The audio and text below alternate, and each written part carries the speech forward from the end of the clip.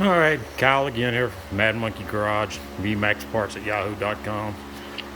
Really simple little short video today. I'm going to show y'all I'm going to R&R this front wheel. I got to put a new tire on here and I got to put a new fender on here. The fenders will come off the 85 to 92 model without taking off the the tire on 93 and up. If you want to change the fender, the tire has to come off. Again, go back to my preaching here. You don't want these if you're going to wrench on your own bike and don't have one. I don't use them a whole lot anymore. I've been doing this for a long time, but get one, they're always good to have. So I got a few parts laying around here. Extra where I just put the motor back in this bike, and this one I just put a transmission in, a repainted motor, and put all stainless bolts back in it and make it look a little neater.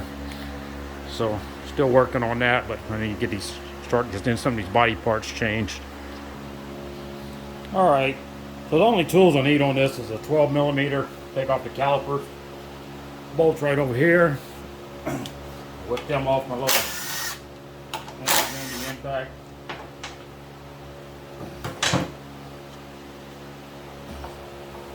Just gonna slide this caliper off. Just take my brake pads, make sure they look okay.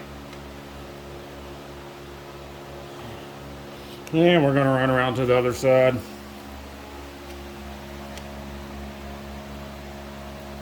We'll be doing the same thing.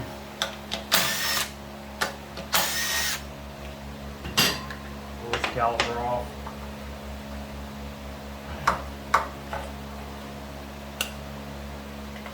Undo our speedo cable down here.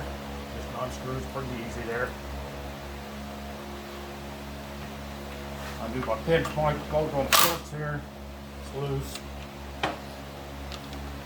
You'll get 19. Pull out our axle. If you notice, I'm using 6-point sockets on all this stuff. Some of these bolts are not the best on these bikes. Are round easy, so I try to use 6-point every time I can. And, see, the front wheel's loose now. Just need to get my jack stand out of the way here. And it rolls right up. And the speedometer drop falls off. Speedometer drop here. Remove the fender. You just need a 10 millimeter. So we're going to get up there. Remove this.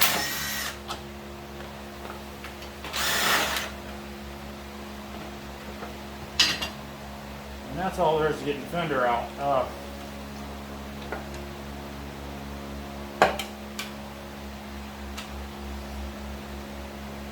These fenders are supposed to have spacers in here. When you put them on, fill up these holes here. These holes are not supposed to, see how much slop is in there. So somebody had this fender off before and didn't put the spacers back in, so I gotta get the new fender. I'll run over and get it, and then all right, I've got my new fender here. I just painted this the other day. You can see this one has spacers in there like it's supposed to be, so the holes ain't so sloppy. You can see they fit nice and tight in there now. So I'm just gonna slap this fender up in here.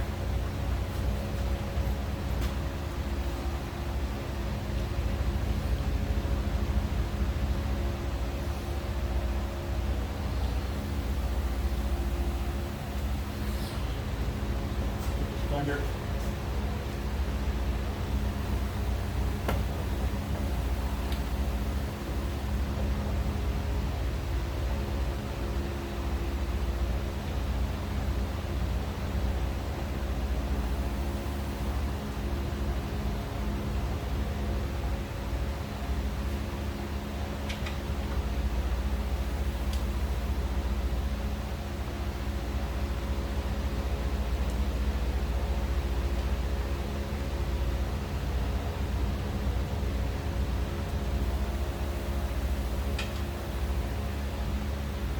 Alright, so I got all of them started by hand.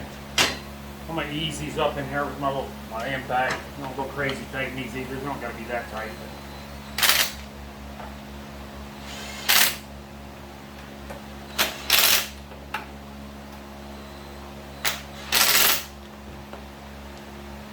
Then we'll run back here and check these by hand real quick. So I don't like to put them too tight with that impact. So grab my little ratchet here. My big ratchet.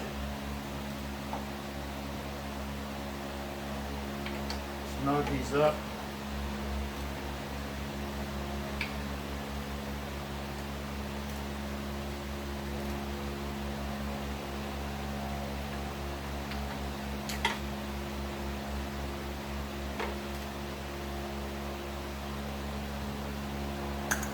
Alright, so that's all there is to changing the fender on it. I'm going to run over here and put a new tire on. Got my fancy tire machine over here. I'm not going to make y'all watch me put a new tire on. It's not really exciting. So hang tight. I'll get that new tire on and be back. Alright, now I got my new Shinko on there. I've checked my bearings to make sure they don't have any slop in them. No grip feeling or anything like that. You can go over to this side. You got a space for it. Usually falls out on this side. Just sticks right in there like so. And come back over here and get your speedometer drive back in there. It's got two little tabs it sits on. Two little tabs in here. You line them up. Nothing special.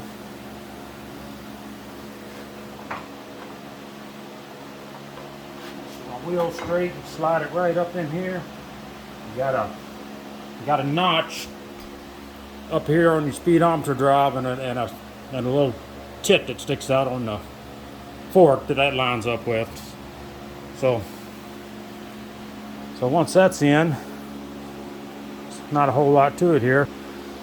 So I got my axle here.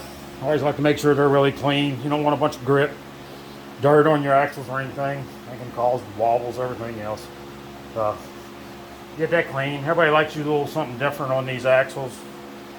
I like to use Never-Seez because, you know, everybody likes this stuff because I'm going to have it all over me in a minute. I'll probably have a picture with it on my face for some reason, but don't take a ton of it. But get that in there. And it's just simple as everything's already lined up here.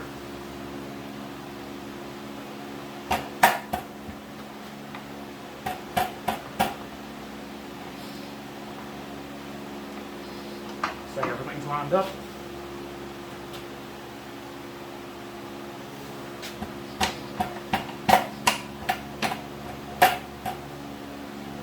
Run that axle in there like so. Lined up on the other side. I'm just gonna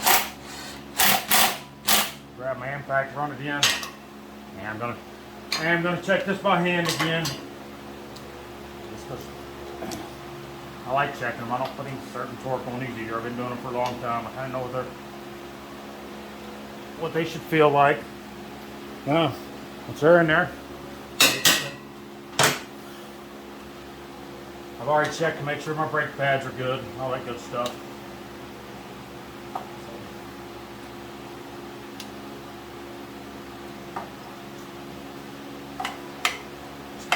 Slide the calipers back up there.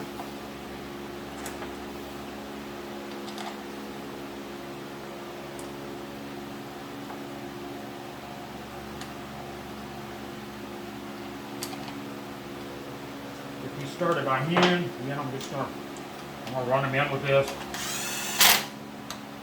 I'm gonna come back and check them by hand again. Go back to the other side.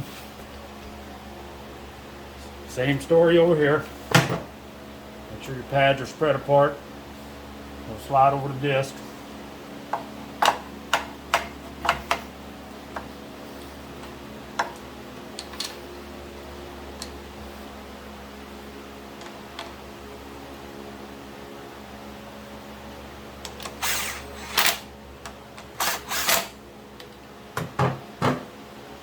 And I'm running them in by hand.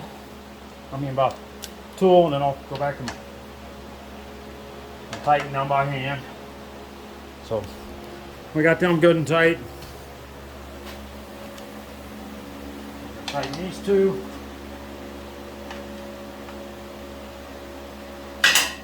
And then just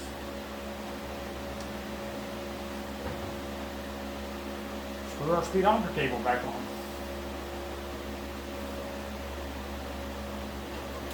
And that's really all there is to doing wheels. So now I got my nice pretty new wheel on.